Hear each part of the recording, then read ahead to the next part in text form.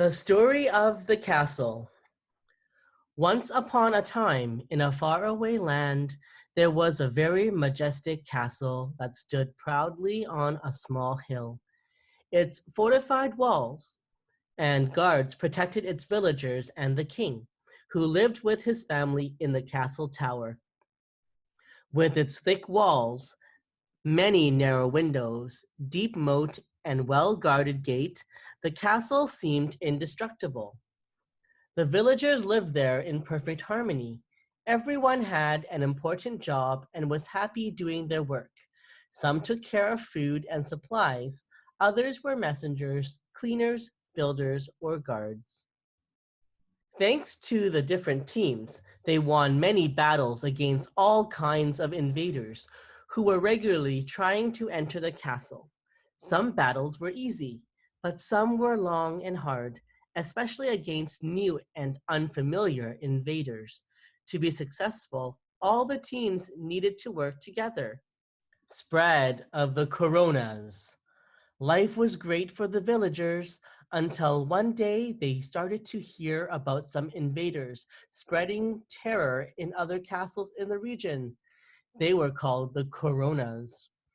Although no one had ever seen one before, the villagers worried the coronas were on their way.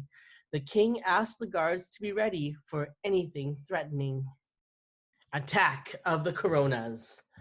The king had been relaxing in his tower with his family and heard a commotion outside. As he looked out the tower window, he realized that something was wrong. There was a huge fight happening in the courtyard. He had never seen an attack like this. Could it be the coronas? The king didn't know what to do. He couldn't tell who was fighting who. He ordered more guards down to get a clear view of the invaders. The king had a good reason to worry. It was the coronas. Some older castles nearby had already surrendered and fallen at the hands of the new enemy. While he met with his generals, the coronas were already able to get into some of the castle rooms and steal supplies, gain strength, and multiply, unnoticed by the guards. Capture of the coronas. The mayhem in the castle was getting dangerously close to the king's tower. The king ordered his spies to go out and capture any of the invaders they could find. They had a hard time finding one because they still didn't know exactly what the coronas looked like. Other than their spiky crowns, they finally caught one trying to get into a pantry and took him back to the tower for a closer look.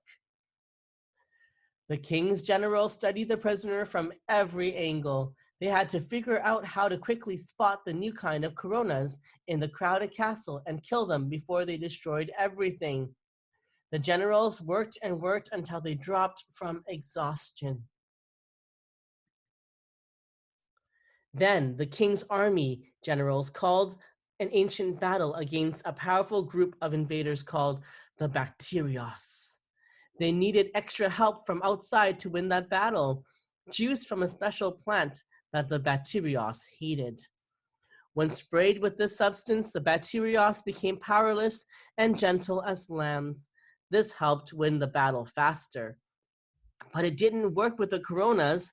This might be a long fight since the generals would have to figure out a way for their special soldiers to hunt the coronas one by one.